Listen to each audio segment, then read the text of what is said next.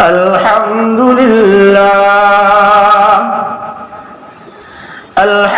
لله نحمده ونستعينه ونستغفره ونؤمن به ونتوكل عليه ونعوذ بالله من شرور أنفسنا ومن سيئات أعمالنا من يهده الله فلا مضل له ومن يضلله فلا هادي له ونشهد أن لا إله إلا الله وحده لا شريك له ونشهد أن سيدنا وسندنا ومولانا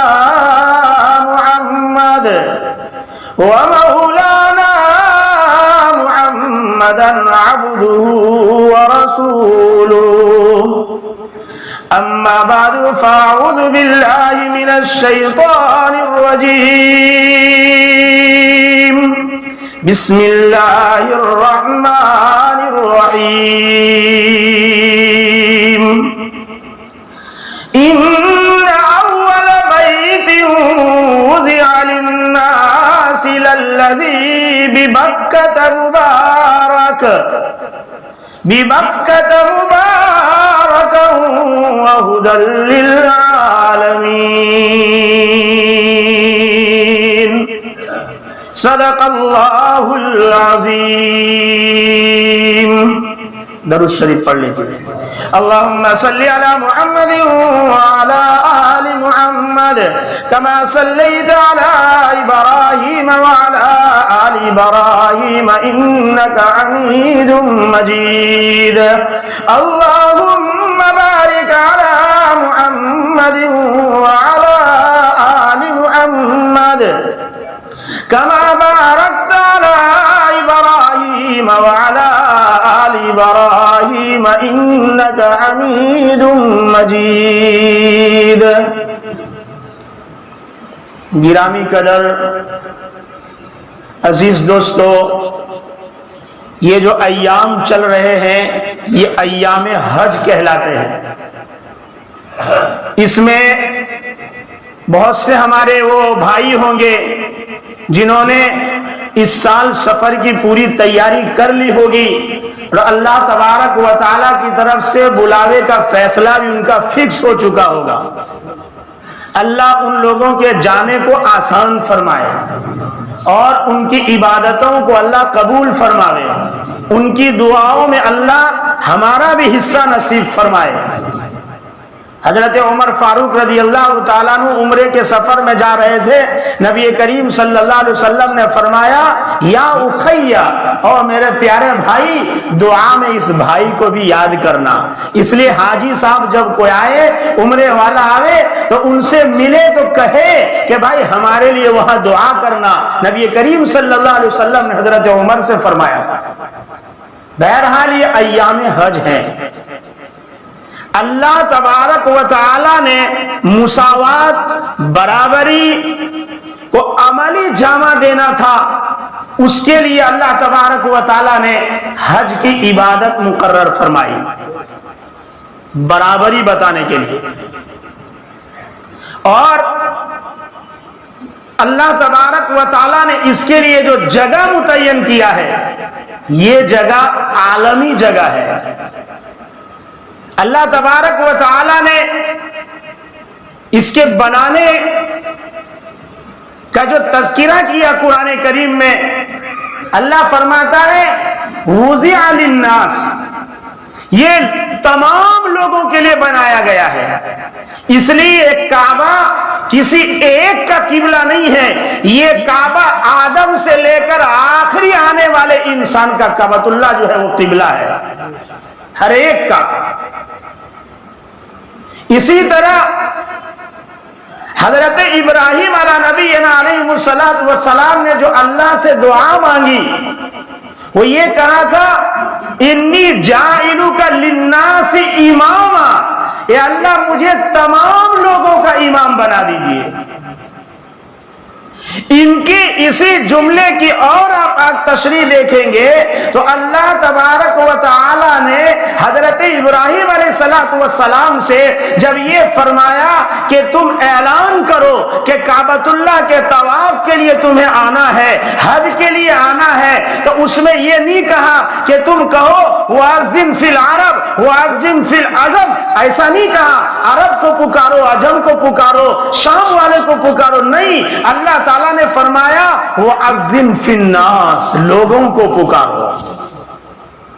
یہ قبلہ عالمی حضرت ابراہیم کا جملہ انی جاعلک للناس اماما عالمی، اور اللہ کا اعلان وَأَذِّن فِي النَّاسِ بِالْحَجِّ یَأْتُوکَ رِجَالًا، کہ دور دور سے پیدل اور سواری پر سوار ہو کر پتلے دبلے جانوروں پر جو ہے اس کے طواف کے لیے لوگ آئیں گے۔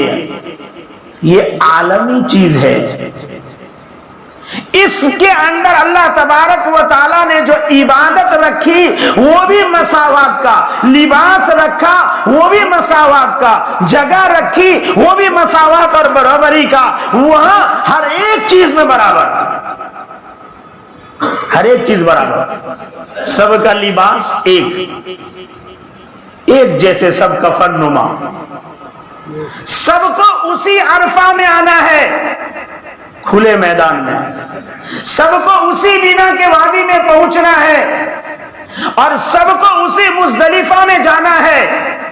کسی کی کوئی امتیاز نہیں کہ کوئی ہوٹل میں رہے گا، لباس ایک، جگہ ایک، کہا آیا ہے تو اب سب کی عبادت بھی ایک، عبادت میں بھی کوئی فرق نہیں، پھر سب کے زبان سے نکلنے والے الفاظ بھی ایک، لبیک اللہم لبیک لبیک لا شریک لک لبیک ان الحمد والنعمت لک والملک لا شریک لک، ہر ایک کی زبان پر ایک ہی جملے۔ پھر اس کو ترغیب دی اللہ تعالیٰ نے، فرمایا ایک نماز پڑھے گا تجھے 1,00,000 نماز کا ثواب دیں گے، 1 روپیہ صدقہ کرے گا 1,00,000 روپے صدقہ کرنے کا تجھے اجر دیں گے۔ یہ اس کی روحانیت کو اللہ بڑھا رہا ہے، یہ صدقہ کرے گا روحانیت بڑھے گی۔ پھر فرمایا دیکھو یہ جو آپ قربانی کرو گے یہاں فَكُلُوا مِنْهَا وَأَطْعِمُوا الْبَائِسَ الْفَقِيرَ، اس میں سے خود بھی کھاؤ، فقیروں کو بھی کھلاؤ۔ اب کہا کھلاؤ بھی، اندر سب حاجی کا بخل نکال رہے ہیں، نماز کی ترغیب، صدقے کی ترغیب، اب کا گوشت کھلاؤ، بخل اندر سے ختم کرو، نکالو یہاں سے۔ جب ایک آدمی کو پتا چل جائے 1 روپے پر 1,00,000 کا ثواب ہے تو کون وہاں صدقہ نہیں کرے گا، ہر کوئی صدقہ کرے گا۔ پھر فرمایا کہ کھاؤ کھلاؤ، کہ ہو سکتا ہے وہاں گئے ہیں اور آپ کے پاس جو ہے پیسے نہیں ہیں، ساز و سامان ہے، تو کہا ایک کام کرو وہاں آپ خرید و فروخت بھی کر سکتے ہیں، آپ حج کے سفر میں تجارت بھی کر سکتے ہیں۔ لیس علیکم جناح ان تبتغوا فضلا من ربکم، کوئی حرج کی بات نہیں ہے کہ تم حج کے سفر میں اللہ کی روزی کو تلاش کرو، اس کے فضل کو تلاش کرو، کوئی حرج کی بات نہیں۔ میں صدقہ نہیں کر سکتا، کا کوئی سامان بیچ دیا اور پیسہ صدقہ کر دیا، کا عالم کے لوگ جمع ہوئے ہیں یہاں تیرے لیے عالمی تجارت کی راہ کھلے گی۔ اللہ بھی عالمی مرکز بنایا ہوا ہے، ہر ایک چیز عالمی، تجارت بھی کر سکتے ہو آپ، ایک دوسرے ساتھ ملو گے یہاں۔ پھر کہا کہ دیکھو یہاں انسان کا قلبی روحانیت بھی بڑھ جاتا ہے، اس جگہ پہ رہ کے کوئی الٹا سیدھا نہیں بولتا، کسی نے کچھ کہہ بھی دیا تو اس کو برداشت کر لیتا ہے، کسی پہ غصے نہیں ہوتا، اس کے دل کے اندر بھی یہ چیز آ جاتی ہے اور ظاہر میں بھی یہ جو ہے ایک جیسا ہو جاتا ہے۔ حج کا سفر یہ سبق دیتا ہے کہ حاجی صاحب دنیا میں جائے گا تو کوئی اونچ نیچ نہیں، جیسے تیرے لباس ایک جیسے اونچ نیچ نہیں تھے، تیرے عرفہ مزدلفہ میں اونچ نیچ نہیں تھے، تیرے قربانی میں کوئی اونچ نیچ شریعت نے نہیں رکھی تھی، تیرے جو ہے ثواب میں کوئی اونچ نیچ نہیں رکھا تھا کہ کہاں سے آیا اس کا ثواب الگ، ادھر سے آیا الگ کا، نہیں، سب چیز سیم تھا۔ تو دنیا میں بھی جب تو جائے گا تو برابری کے ساتھ زندگی گزارے گا۔ اللہ نے حج کو مساوات جو ہے لوگوں میں پیدا کرنے کے لیے وضع کیا، اور حج کی جو ہے عبادت مجھے اور آپ کو اللہ نے عطا فرمائی۔ دیکھیے یہ جو کعبہ ہے، کعبہ یہ اول عالم ہے، اور کعبہ اصل عالم ہے، اور یہ کعبہ مرکز عالم ہے، اور یہ کعبہ وسط عالم ہے، اول عالم ہے۔ اللہ تبارک و تعالی نے عناصر اربع، مٹی، آگ، ہوا اور پانی، اس میں سب سے پہلے پانی کو پیدا فرمایا۔ پانی پانی تھا دنیا میں۔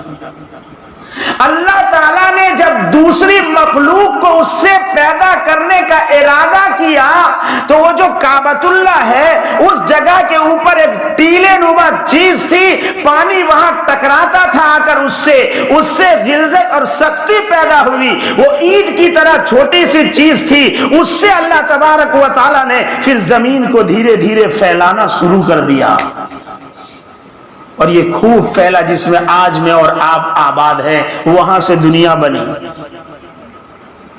یہ اصل عالم ہے، اس لیے فرمایا کلکم بنی آدم وآدم من تراب، تم سب آدم کے بیٹے ہو اور آدم مٹی سے بنائے گئے ہیں۔ ہم کعبہ کی اصل ہیں، اور قاعدہ ہے کل شیء یرجع الی اصلہ، ہر چیز اپنے اصل کے طرف لوٹا کرتی ہے۔ اس لیے ہر انسان کے اندر طبعی طور پر کعبہ کی طرف کشش اور کھینچاؤ ہے، ہر انسان میں، چاہے وہ کسی بھی مذہب سے تعلق رکھتا ہو، اس لیے کہ کعبہ سب کا ہے اور سب کی اصل وہی ہے۔ لیکن کچھ لوگوں کو علم ہے اور کچھ لوگوں کو علم نہیں ہے۔ جیسے ایک بچہ ماں کے پیٹ میں ہے اور باپ چھوڑ کر بیرون چلا گیا، بچے کے سامنے تذکرہ ہوتا ہے ابا ابا ابا، تو ابا کی طبعی محبت ہے۔ جب ابا آتا ہے اور اس کو بتا دیا جاتا ہے یہ تمہارے ابا ہیں، تو وہ طبعی جو محبت تھی وہ عقلی کشش اور محبت سے بدل جاتی ہے، اس کی طرف بیٹا کھینچتا ہے۔ ٹھیک اسی طرح ہر انسان چونکہ کعبہ سے جڑا ہوا ہے، وہاں سے مٹی بنی ہے، طبعی کھینچاؤ ہے۔ جب ہم کسی کو دعوت دے دیتے ہیں اور اسے بتا دیتے ہیں کہ کعبہ کی یہ چیز ہے، تو عقلی کشش بھی اس کے اندر پیدا ہو جاتی ہے۔ جب عقلی کشش آتی ہے تو چونکہ یہ شریعت ہے، آقا مدنی محمد مصطفیٰ صلی اللہ علیہ وسلم نے مجھے اور آپ کو بتایا ہے، اس لیے شرعی کشش بھی ہو جاتی ہے۔ اب ہر انسان کعبہ کی طرف کھینچانے لگتا ہے، جس کی طرف کھینچا ہے وہ مرکز۔ تو یہ اول عالم ہے، اللہ نے پہلے اس کو بنایا، یہ اصل عالم ہے، اسی سے انسان بنا۔ مرکز عالم ہے، مرکز کے لیے ضروری ہے کہ وہ میڈل میں ہو، درمیان میں ہو۔ ایسا نہیں کہ کونے پہ مرکز بنا دیا، ایک لوگوں کو قریب ہے دوسرے لوگوں کو دور ہے۔ کعبہ درمیان میں ہے۔ اگر آپ حوض کے اندر ایک ڈھیلا ڈالیے بیچ میں، چاروں طرف حرکت ہوگی اور چاروں طرف اس طرح جو ہے وہ پھوٹے گی۔ ٹھیک اسی طرح سے کعبہ درمیان میں ہے، اور کعبہ، آگے کا جملہ سنیے، کعبہ یہ آئینہ تجلیات ربانی ہے۔ اللہ تبارک و تعالی کے تجلی جو ہے اس کعبۃ اللہ کے اوپر براہ راست اترتی ہے۔ تجلی یعنی عکس، سایہ۔ جب اصل چلتا ہے تو سایہ بھی چلتا ہے ساتھ ساتھ میں، اور عکس جو ہے کسی بڑی چیز کی بھی آپ چھوٹی چیز میں سمجھ سکتے ہیں۔ آپ سورج کے سامنے نیچے آئینہ رکھ دیجئے اور پھر دیکھیے آئینے میں پورا سورج آپ کو دکھے گا، آسانی سے دیکھ سکیں گے۔ اگر اللہ تبارک و تعالی کی ذات کو براہ راست سجدے کا حکم ہوتا تو میرے اور آپ کے دماغ میں صرف ظاہری جو ہے وہ تصور ہوتا، اور یہ ہر ایک کے لیے محال تھا، تصور محض ہوتا یہ۔ اس لیے اللہ تبارک و تعالیٰ نے مرکز دیا کعبہ کی شکل میں، اور وہاں سیدھے اللہ کی تجلی اترتی ہے۔ کعبہ کو سجدہ گویا اللہ کو سجدہ کر رہے، تجلیات اترتی ہے اللہ کی، یہ مرکز ہے۔ یہ اور بات ہے کہ دھیرے دھیرے پھر علمی مرکز مکہ مکرمہ سے مدینہ کی طرف منتقل ہوا، مدینہ سے عراق گیا، عراق سے بغداد گیا، بغداد سے خراسان کی طرف منتقل ہوا۔ اس طرح علم پھیلتا گیا، آخر میں شاہ ولی اللہ اور شاہ عبدالحق محدث دہلوی رحمت اللہ علیہ کی شکل میں علمی مرکز ہندوستان کی طرف بھی منتقل ہوا، اور الحمدللہ آج علمی عملی دونوں طرح کے مراکز ہیں، لیکن اصل مرکز، حقیقی مرکز وہ کعبہ ہے، کعبہ جہاں اللہ کے تجلی اترتے ہیں۔ اور یہ وسط عالم بھی ہے، عالم کا درمیان ہے۔ جب ایک چیز درمیان میں ہوتی ہے تو اس کے لیے سب آسان ہوتا ہے۔ اگر آج امریکہ میں جو ہے کعبہ ہوتا تو میرے اور آپ کے لیے مشکل تھا، اگر ایشیا میں ہوتا ان کے لیے مشکل تھا۔ اللہ نے درمیان میں رکھا ہے، سارے عالم کے لوگوں کے لیے آنا آسان ہے، ہر ایک کے بیچ میں رکھا اللہ تبارک و تعالی۔ اس لیے اللہ تبارک و تعالی نے اسی وسط اور درمیان میں سے جو ہے نبی آخر الزمان محمد مصطفیٰ صلی اللہ علیہ وسلم کو بھی مبعوث فرمایا، وہیں سے، چونکہ وہ اصل ہے، وہ مرکز ہے، وسط عالم ہے۔ اللہ تبارک و تعالی نے وہیں سے محمد الرسول اللہ صلی اللہ علیہ وسلم کی شکل میں میرے اور آپ کے لیے آخری نبی بھیجا۔ اب میرے اور آپ کی ذمہ داری محمد مصطفیٰ صلی اللہ علیہ وسلم کی اتباع ہے، اتباع۔ مسلمان نبی کی نہ تو زبان سے پہچان کروا پا رہے ہیں، نہ مسلمان نبی کی پہچان اپنے کاروبار سے کروا پا رہے ہیں، نہ یہ مسلمان اپنے اعمال سے اپنے نبی کی پہچان کروا پا رہے ہیں۔ دیکھو آپ، ہر کوئی دیکھے نماز کا میرے اور آپ کا کیا حال ہے، بولنے کی کوئی ضرورت نہیں ہے۔ چچا ابو طالب کو حد درجہ نبی سے محبت، جب تک چچا تھے کسی نے نبی کو ذرہ برابر تکلیف نہیں پہنچائی، پہاڑ اور چٹان کی طرح کھڑے رہتے تھے۔ محمد مصطفیٰ صلی اللہ علیہ وسلم کی ساری تربیتیں چچا ابو طالب نے کی، دادا عبد المطلب کے وفات کے بعد، شیبۃ الحمد کے جانے کے بعد، لیکن پھر بھی آخر میں یہی ہے کہ جہنم میں سب سے ادنا درجے کا عذاب چچا کو دیا جائے گا، اور وہ جوتی آگ کی پہنائی جائے گی، اس سے کھوپڑی کھولنے لگ جائے گا۔ اس لیے صرف زبانی دعوے عشق نبی کے کام نہیں آئے گا، آپ کو نماز پنجگانہ ادا کرنی پڑے گی، کرنا ہوگا، اس کے بغیر چھٹکارا نہیں ہے۔ یہ سب مرکز سے جڑا ہوا ہے، کعبہ سے، یہ زمینیں سب۔ دیکھیے کیا حال ہے اپنا، کیا کر رہے ہیں ہم، مسجدوں کے فجر کے کیا حالات ہیں۔ بس کچھ کرنا چاہیے، ارے بھائی پہلے اعمال کرنا چاہیے۔ نبی کریم صلی اللہ علیہ وسلم کے متعلق قرآن میرے اور آپ سے کہتا ہے، ان کنتم تحبون اللہ فاتبعونی یحببکم اللہ۔ اگر چاہتے ہو کہ اللہ تم کو محبوب بنائے، دوست بنائے، تم کو اللہ تبارک و تعالی خوشحال رکھے، عزت کے ساتھ رکھے، تو اطاعت نبی میں زندگی گزارو۔ اعمال سے کورے، جو جتنا بولتا وہ اتنا پیچھے ہے، چہرہ تک نبی جیسا نہیں بنا سکے۔ صرف انٹرویو سے کچھ نہیں ہوگا، اعمال پہلے لانا پڑے گا۔ اعمال صرف پڑھتے سنتے کہ ایک مسواک کی سنت چھوٹ رہی تھی تو بولے جمہار رہے تھے، ہم سے تو پوری شریعت ہی چھوٹی پڑی ہے، وہ تو ایک مسواک کی تھی۔ ہاں اس لیے بھائی پہلے تو اعمال کرنے ہیں. ہمارے جو کاروبار ہے، 2 صحابی انڈونیشیا پہنچے، عصر کے وقت دکان بند ہے، مغرب میں بند ہے، فرائیڈے بند ہے، جمعہ کو چھٹی. ارے بھائی کیا ہے؟ شام کے وقت گاہک آتے ہیں، دکان کیوں بند کرتے ہو؟ کہا وہ تو ہمارا اپنے رب سے ملنے کا وقت ہے. ارے یہ کیا ہے؟ کہا چلو دکھاتے ہیں. اب وضو کرتے ہیں، نماز پڑھتے ہیں، وہ صرف دیکھتے ہیں. آج انڈونیشیا پورا کا پورا اسلام میں تبدیل ہو گیا 2 صحابی کے اعمال کو دیکھ کر. اور ہم ایسے بھی سیٹھ دیکھے، بات بڑی بڑی، رمضان کے مہینے میں وہ نماز کی چھٹی نہیں دیتا. اتنا محبت، اتنی محبت کاروبار سے ہے. ہم کہاں ہیں، کہاں ہیں؟ ہر مسلمان اپنے آپ میں سوچے. ہماری یہاں بھی پہچان نہیں ہے، اعمال میں میرے اور آپ کے جو ہیں پہچان نہیں ہے. اس لیے بھائی پہلے تو ہم یہی ثابت کر دیں اپنے چہرے سے، اپنے لباس سے، اپنے جو ہے رہن سہن سے کہ ہم مسلمان ہیں. مسلمان،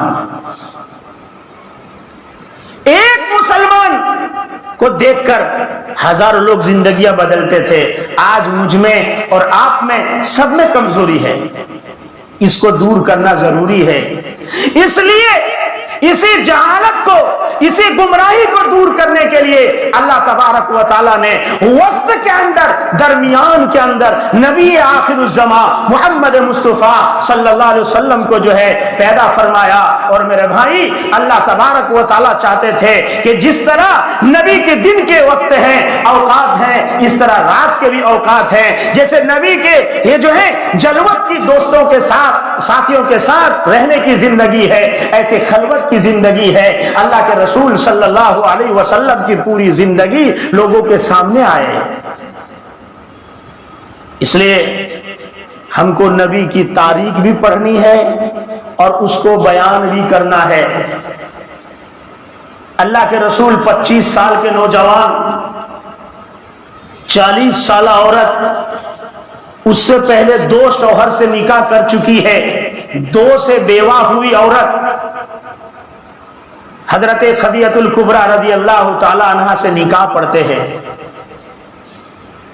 ساری اولاد اللہ کے رسول صلی اللہ علیہ وسلم کی حضرت خدیجہ سے ہے. صرف حضرت ابراہیم ماریہ قبطیہ سے پیدا ہوئے تھے، کوئی شادی نہیں ہوئی ہے. جب حضرت خدیجہ کی وفات ہوئی، بیٹیاں 4 تھی، تربیت کے مسائل تھے. مشورہ دیا گھر والوں نے کہ نکاح کر لو. تو حضرت سودا بنت زمعہ رضی اللہ تعالی عنہ جو خود بیوہ تھی، اللہ کے رسول صلی اللہ علیہ وسلم نے رقیہ، ام کلثوم، زینب اور فاطمہ رضوان اللہ تعالی علیہ مجمعین، ان کی تربیت کے خاطر حضرت سودا بنت زمعہ سے نکاح کیا. بوڑھی تھی، 57 برس کی تھی. ہم جانتے ہی نہیں، نہ سنتے، نہ کوئی سنانا چاہتا ہے. صرف مسلمان سمجھتا ہے واٹس ایپ پہ ادھر سے ادھر، ادھر سے ادھر، ادھر سے ادھر میسج بھیج کے ہم نے اسلام زندہ کر دیا. بند کرو واٹس ایپ کے اوپر جو ہے میسج بھیجنا. یہ قسم کا فتنہ ہے. پورے دن میں 50، 60، 100 میسج، گروپ گروپ گروپ. خود پوچھو تمہارے گھر سے مستورات ہے تعلیم میں؟ نہیں. ہر چیز کا گروپ. دین گروپ سے نہیں چلتا. دین جسمانی، مالی دونوں جو ہے وہ میرے اور آپ سے وقت جو ہے خدمت چاہتا ہے اور قربانی چاہتا ہے. نکاح نہیں تھے. یہ تو مسئلہ یہ تھا. حضرت سودا عمر دراز تھی، بچے کی تربیت میں تھی، اوقات کم ہے. اس لیے کہ ایسی کوئی ذہین ہو جو رسول کے رات کی اور تنہائی کی زندگی باہر لائی جا سکے. تو اللہ تعالیٰ نے خواب کے اندر ایک کپڑے میں لپٹا ہوا جبرائیل کے پاس بھیجا اور یوں کھولا تو اس میں حضرت عائشہ کی تصویر تھی. دوسری بار دیکھا اور حضرت ابوبکر صدیق خود چاہتے تھے کہ میری گھر والی ام رومان خود جائے حضور کی گھر خدمت کرے، لیکن پرائے کے گھر کیسے جائے؟ پردے کا مسئلہ ہے۔ اس لیے عائشہ سے نکاح ہوا۔ عائشہ سے مقصد ہی اندرونی زندگی کو جاننا تھا۔ حضرت ابو ہریرہ کے رضی اللہ تعالی عنہ کے بعد سب سے زیادہ مسائل اور حدیث کسی سے اگر منقول اور ثابت ہے وہ ام عائشہ صدیقہ رضی اللہ تعالی عنہ سے۔ اس لیے مسلمانوں ادھر ادھر کی تقریریں سن کر نبی کے متعلق ذرہ برابر بھی کوئی خیال پیدا نہ کرنا، ورنہ ایمان نکل جائے گا۔ جس کے دل میں ذرہ بھی خیال آیا اس کا ایمان ختم۔ اس کے بعد نبی کریم صلی اللہ علیہ وسلم نے نکاح کیا۔ پھر جو ہے 55 برس کی عمر کے بعد حضور صلی اللہ علیہ وسلم کا نکاح کوئی مصلحت کے خاطر، کبھی جو ہے ملی مصلحت ہے، کبھی ذاتی مصلحت ہے، اس کے خاطر نکاح کیا ہے۔ حضرت حفصہ رضی اللہ تعالیٰ عنہ بیوہ ہو گئی۔ رسول اکرم صلی اللہ علیہ وسلم نے نکاح کرنا چاہا، حضرت ابوبکر کے سامنے جو ہے وہ ظاہر فرمایا۔ حضرت عمر چاہتے تھے میری بیٹی کا نکاح ہو جاوے، تو گھر میں بیوہ بیٹھنے سے بہتر ہے نکاح ہو جاوے۔ کیا ہو رہا ہے آج بیواؤں کے ساتھ؟ کیا ہے؟ بھابیاں الگ ٹارچر کرتی ہے، بھائی الگ ٹارچر کرتا ہے، بیچاری کی زندگی دوبھر ہو چکی ہوتی ہے۔ ہم نے دوسرے نکاح پر کے اوپر جو ہے وہ ادھر ادھر گھومے، اس کو کوئی عیب نہیں سمجھ رہا ہے۔ اگر وہ گھر آ کر یوں کہے کہ میرا نکاح کرا دو تو بھابیاں گھر والے سب چڑھ بیٹھتے اس کے اوپر۔ حضرت عمر خود چاہ رہے تھے نکاح ہو جاوے، حضرت عثمان سے پوچھا منع کر دیا، عمر سے پوچھا کچھ، حضرت ابوبکر سے پوچھا کچھ نہیں بولے، حضرت ابو بکر کچھ نہیں بولے۔ اللہ کے رسول صلی اللہ علیہ وسلم نے کچھ دنوں کے بعد پیغام جب بھیجا، نکاح ہو گیا حضرت حفصہ سے۔ حضرت ابو بکر صدیق نے فرمایا کہ رسول اللہ صلی اللہ علیہ وسلم کی چاہت تھی حضرت حفصہ کو نکاح میں لا کر بیوہ پن سے ان کو جو ہے ہٹانے کی، اور آپ کی دلجوئی مقصود تھی۔ حضرت حفصہ سے اس لیے نکاح کیا۔ ام حبیبہ سے جب نکاح کیا وقت آپ کا ہو گیا، ورنہ میں آپ کو بتلاتا ام حبیبہ سے جب نکاح ہوا ہے، حبشہ ہجرت کر کے چلی گئی تھی۔ اللہ کے رسول صلی اللہ علیہ وسلم نے نجاشی بادشاہ کو خط لکھا مدینہ جانے کے بعد کہ میں ام حبیبہ سے نکاح کرنا چاہتا ہوں، وہ بیوہ ہو چکی ہے لیکن وہ دور ہے، آپ میری منگنی کا پیغام دے۔ نجاشی بادشاہ نے بلایا اور نکاح پڑھایا، خود مہر دیا اور ڈھیر سارا ہدیہ لے کر ام حبیبہ کو بھیجا مدینہ منورہ ایک قافلے کے ساتھ۔ جب ام حبیبہ مدینہ آئی، ابو سفیان کو پتا چلا، جو احد کے میدان میں وہ لڑنے آئے تھے سامنے، جب پتا چلا محمد تو میرے داماد ہو چکے صلی اللہ علیہ وسلم، حضرت ابو سفیان نے ہتھیار ڈال دیا اور سارے کے سارے لوگ ایمان میں داخل ہو گئے۔ حضور کے نکاح مقاصد کے ماتحت تھے، امت اس سے دور ہے۔ اللہ تبارک و تعالی ہم سب کو کعبہ کا دیدار نصیب فرمائے، حج نصیب فرمائے، اللہ روضہ اقدس کی زیارت نصیب فرمائے اور نبی سے سچا عشق نصیب فرمائے۔ اللہ جب تک رکھے ایمان پر رکھے، اللہ جب لے جائے مجھے اور آپ کو کلمے کے اوپر اللہ موت نصیب